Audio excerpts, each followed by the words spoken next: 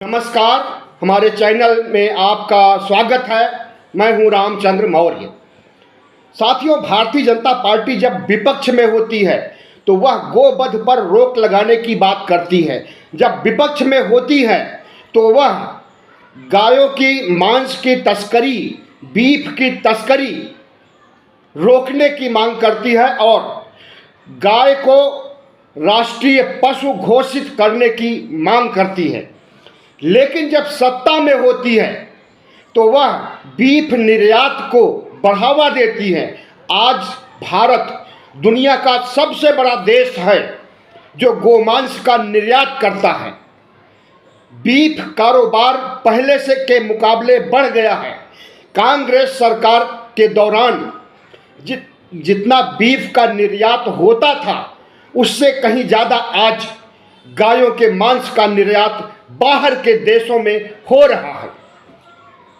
और 10 साल हो गए भारतीय जनता पार्टी को राज करते हुए, गोवध पर रोक नहीं लग सकी, गोकशी पर रोक नहीं लग सकी, गाय को राष्ट्रीय पशु नहीं घोषित किया। गाय को माता माना जाता है हिंदू धर्म में और उस गाय की रक्षा के लिए भारतीय जनता पार्टी और तमाम हिंदू संगठन हमेशा से मांग करते रहे हैं कि गायों की रक्षा के लिए कानून कड़े होने चाहिए। लेकिन कड़े कानून की तो बात दूर, सरकार बीफ निर्यातक कंपनियों से करोड़ों रुपए का चंदा ले रही है। चुनावी चंदा का फंडा जब पकड़ में आया तो उसमें यह भी देखा गया कि एक कंपनी ने 250 करोड़ रुपए भारतीय जनता पार्टी को चंदा दिया जो कि बीफ निर्यात करती है।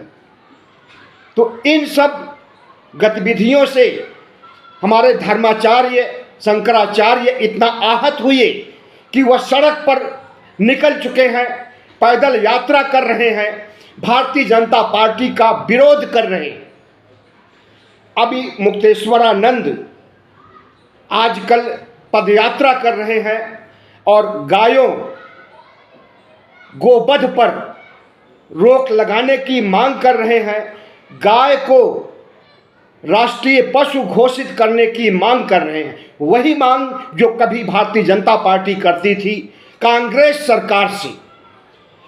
ये वही शंकराचार्य हैं, धर्मगुरु हैं, जिन्होंने अयोध्या में 22 जनवरी को प्राण प्रतिष्ठा और मंदिर उद्घाटन कार्य का बहिष्कार किया था। बहिष्कार इसलिए किया था कि आधे अधूरे मंदिर का उद्घाटन किया जा रहा था, आधी अधूरी मूर्तियों की प्राण प्रतिष्ठा की जा रही थी। प्राण प्रतिष्ठा और उद्घाटन शास्त्र सम्मत नहीं था। इसके खिलाफ भारतीय जनता पार्टी के लोग और गोदी मीडिया ने शंकराचार्यों को की लानत मलानत करने के लिए क्या क्या नहीं किया आपने अच्छी तरह से देखा होगा।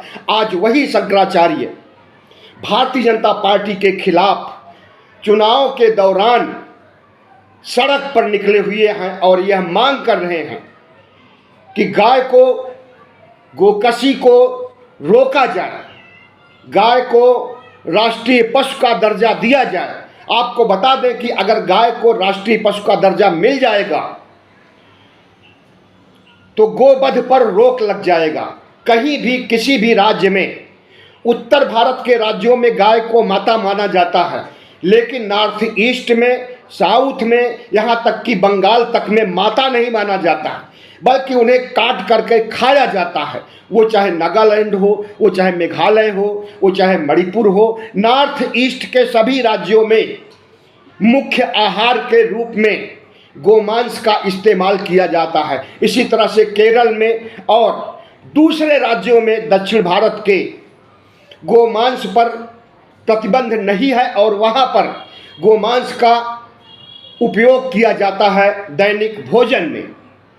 तो इसी सब पर रोक लगाने के लिए भारतीय जनता पार्टी पहले लड़ाई लड़ती थी, सड़कों पर संघर्ष करती थी, लेकिन जब सत्ता में आती है तो वह गायों की सुध नहीं लेती है और सिर्फ उसे राजनीति का विषय बनाती है। चुनाव के वक्त गाय रक्षा की बात करती है लेकिन इस बार तो चुनाव के समय भी गाय रक्षा की बात नहीं हो रही है, बल्कि बीफ निर्यातक कंपनियों से भारी भरकम चंदा लिया जा रहा है। इसी से अभिमुक्तेश्वरानंद खफा हैं और बाकी शंकराचार्य भी खफा हैं। हिंदू धर्म के बड़े बड़े मठाधीश, शंकराचार्य, संत महंत सब भारतीय जनता पार्टी के खिलाफ हैं, क्योंकि भारतीय जनता पार्टी कहती कुछ है और करती कुछ है।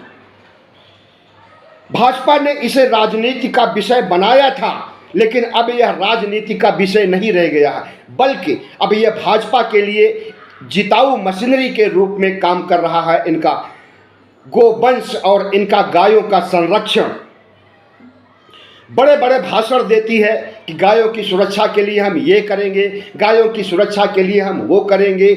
मॉब लिंचिंग कराती है गायों की रक्षा के लिए। अगर कोई मुसलमान गाय की तस्करी कर रहा है तो उसे सरेआम पकड़ करके मार दिया जाता है, और अब तक मॉब लिंचिंग की 100 से ज़्यादा घटनाएं देश में हो चुकी हैं। और उस मॉब लिंचिंग को जन्म दिया था भारतीय जनता पार्टी ने, और भारतीय जनता पार्टी के शासन में ही उत्तर भारत में, मध्य भारत में मॉब लिंचिंग की घटनाएं आई, और अभी भी मॉब लिंचिंग के तहत मुसलमानों की हत्या की जाती है। सबसे ज़्यादा 10 वर्षों में गायों की दुर्दशा हुई है, और जिस तरह से उत्तर प्रदेश के खेतों में आज भी गोवंश आवारा घूम रहा है, गाय और सांड की समस्या उत्तर प्रदेश में आज भी वैसे ही है जैसा 2022 में चुनाव के पहले थे। किसान परेशान हैं, लेकिन इन्हें गौशाला बना करके रखने के लिए या पशुशाला बना करके रखने के लिए, इन्हें कंट्रोल में रखने के लिए कोई पुख्ता इंतजाम नहीं किया गया योगी सरकार के द्वारा। इसलिए अगर शंकराचार्य उतर आते हैं चुनाव के वक्त मैदान में भारतीय जनता पार्टी का प्रचार करने के लिए, यह कोई अचंभा काम नहीं है। भारतीय जनता पार्टी जो कि अरसे से, कई सालों से गायों के हित पर, गायों के संरक्षण पर, गायों के काटने पर रोक लगाने के लिए कड़े कानून की मांग करती रही है, लेकिन इन 10 सालों में कितने कानून बने हैं आपने देखा होगा कि गायों के संरक्षण के लिए एक भी कानून नहीं बना। और 1-2 कंपनियों से नहीं, 20 कंपनियों से भारतीय जनता पार्टी ने चंदा उगाही किया है। वे 20 कंपनियां जो कि बीफ का निर्यात करती हैं, बीफ का व्यापार करती हैं।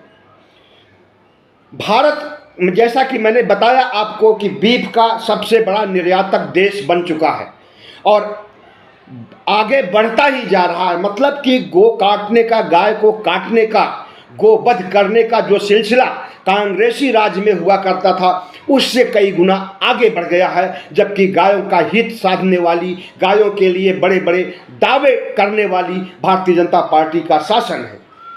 आपको बता दें कि उत्तर प्रदेश के बजरंग दल का एक कार्यकर्ता रंगे हाथ पकड़ा गया है कि उसने गाय को काट करके मस्जिद के सामने, मंदिर के सामने फेंकने का काम किया।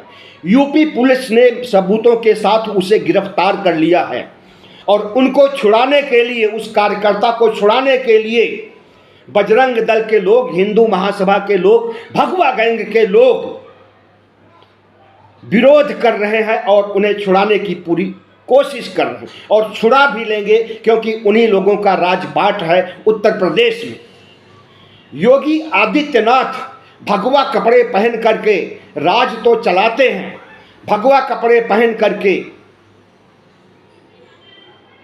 गाय की रक्षा की बात तो करते हैं, लेकिन गाय की रक्षा के लिए उत्तर प्रदेश में कितने ठोस कानून बनाए गए, और आवारा गायों के लिए, आवारा पशुओं के लिए आज भी उत्तर प्रदेश का किसान परेशान है, हतप्रभ है, लेकिन उनकी समस्याओं का निदान नहीं हो सका है।